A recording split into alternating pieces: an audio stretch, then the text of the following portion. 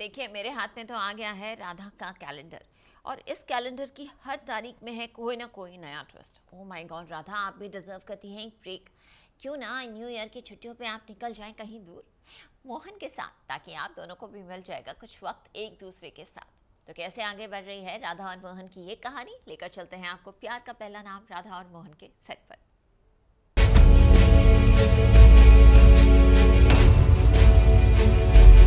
छोटा गुनगुन और राधा का साथ।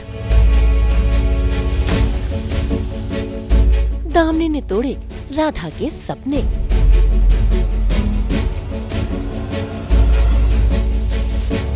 राधा मोहन का अनोखा रिश्ता।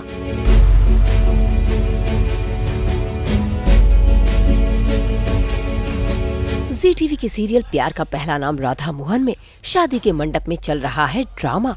असल में शादी होने वाली थी मोहन और दामिनी की, लेकिन वहाँ दुल्हन बनकर पहुँच गई राधा, जिसके चलते दामिनी ने तमाशा खड़ा कर दिया। बस राधा, अपने घटिया इरादों और गंदे ख्यालों, भगवान जी की मर्जी का नाम मत। तुम्हारे बाकी बिहारी जी ने तुमसे नहीं कहा था कि यहाँ आओ और मोहन को फंसाओ। और तो और मोहन की मम्मी भी राधा के खिलाफ हो गई और वो गुनगुन से राधा को मिलने नहीं दे रही।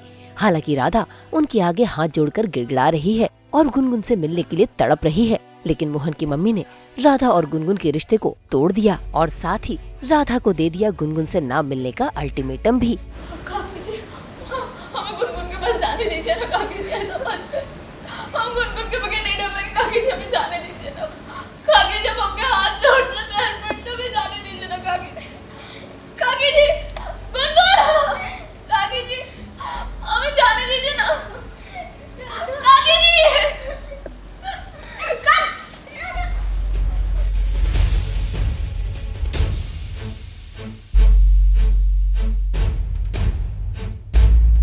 आज के बाद तुम गुनगुन से कभी नहीं मिलोगी। जवाई जी गुनगुन को ले जाइए। नहीं, अजित भैया नहीं, अजित भैया। जवाई जी। जी सासू माँ। गुनगुन अरे मुझे नहीं जाना, मुझे राधा के पास रहना है। गुनगुन, राधा, राधा। काकी जी, काकी जी आपके हाथ जोड़ते हैं, हमें गुनगुन से अलग मत करिए। राधा से आज के बाद तुम गुनगुन से नहीं मिलोगी।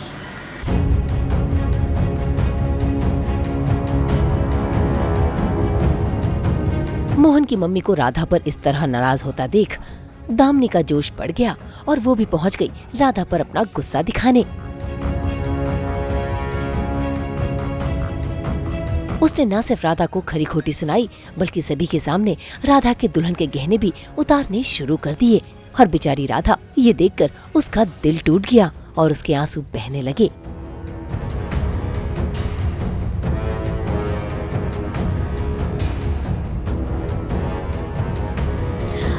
दामिनी का ये कहना है कि वो दुल्हन के रूप में आज तैयार हुई थी, वो मंडप में थी। उन्हें मंडप में होना चाहिए था, वो दुल्हन बनने वाली थी मोहन की, बट उसके जगह पे कोई और आ गया है तो ऑब्वियसली कोई भी लड़की गुस्सा हो जाएगी, चाहे वो अच्छे काम के लिए हो या बुरे काम के लिए हो। पर एक दुल्हन दुल्हन होती है, अपने वेडिंग डे पे वो अपनी जगह किसी और को कभी भी कोई भी नहीं देख सकती।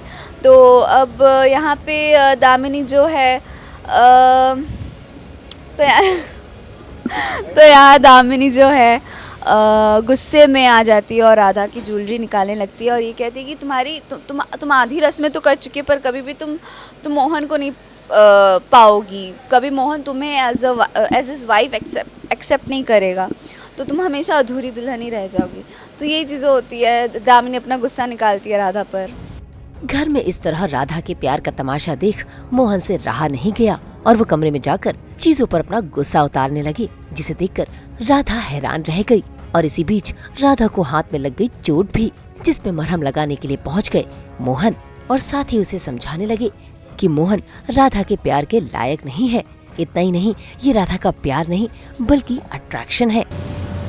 जिंदगी जिसमें मैं तुम्हारी आदत बन गया तो तुम मेरी जरूरत, लेकिन मेरा तुम्हें आदत बनाना, तुम्हारा मुझे जरूरत बनाना, ये सब गलत है ना राधा। इसमें सही क्या है? मैं इस लायक नहीं हूँ राधा। मुझे प्यार करके अपने प्यार को बर्बाद मत करो तुम।